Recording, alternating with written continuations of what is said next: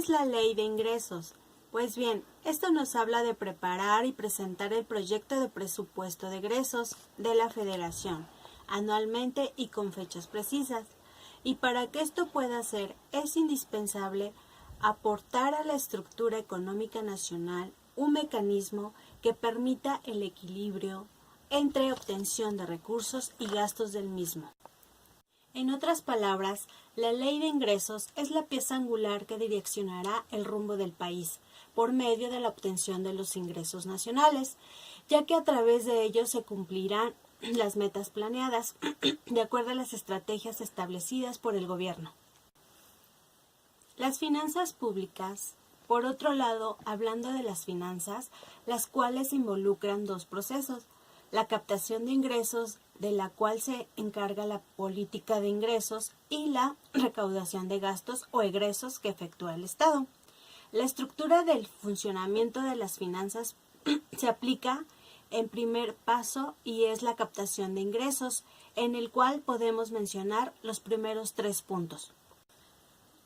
En el primer punto es proyectar y calcular los ingresos de la Federación y de las entidades paraestatales.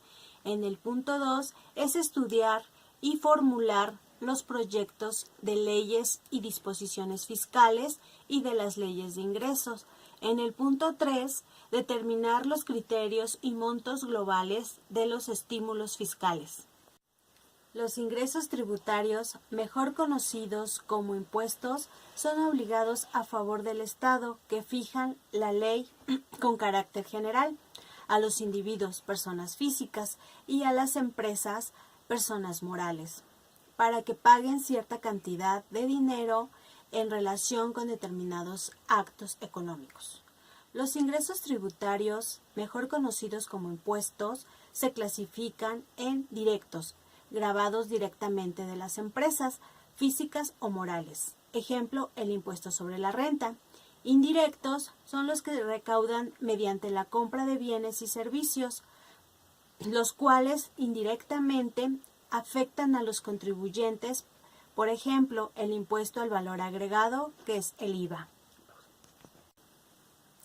En resumen, las finanzas públicas reflejan la forma en que se captan e invierten los recursos nacionales, representados por los impuestos generados por las empresas.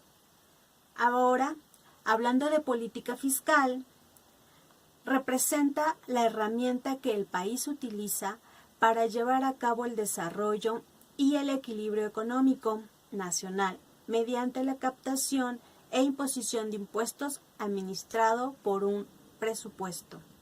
Está encabezado por 2 instituciones claves en México, y es la Secretaría de Hacienda y Crédito Público y la del Banco de México.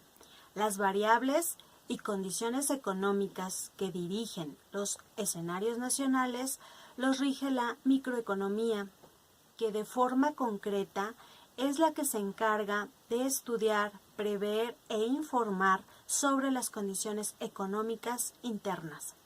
Mientras que la función del Banco de México es que en todo momento se busca regular la inflación, el tipo de cambio, reservas nacionales, mediante mecanismos de funcionamiento interno llamado política monetaria. ¿Cuál es la relación con la política fiscal, que es la que en verdad interesa? Esto es a través de las situaciones económicas prósperas o desalentadoras. La política monetaria trata de regular la inflación mediante la cantidad de dinero en circulación. Es decir, si la política monetaria se torna expansiva, representa poner dinero en circulación, lo que generará que las tasas de interés, así como la inflación, se reduzcan.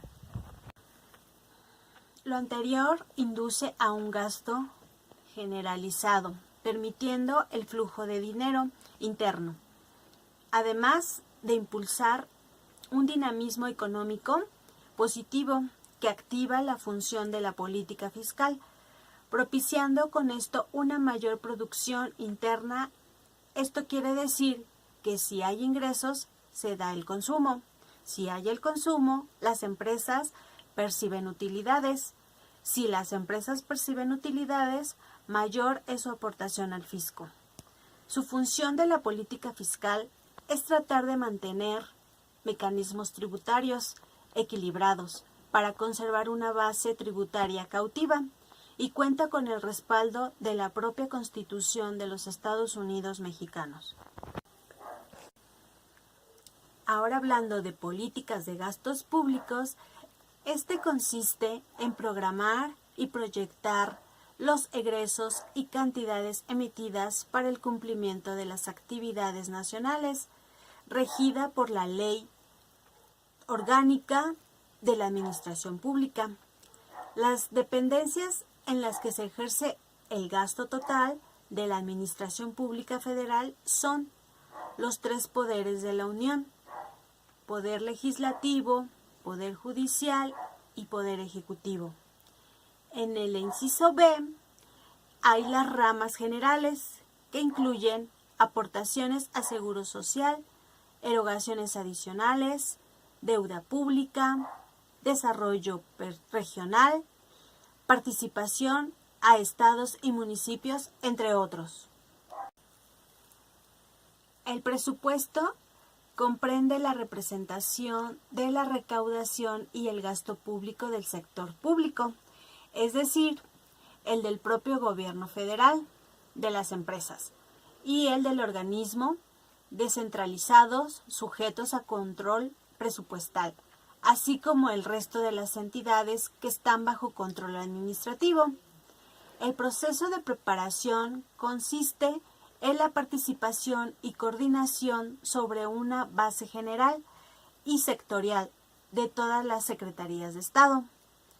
La Secretaría de Hacienda y Crédito Público es la encargada de preparar el documento de recaudaciones, donde se establece la cantidad de ingresos que por ese concepto se espera obtener presupuestalmente durante el siguiente año fiscal.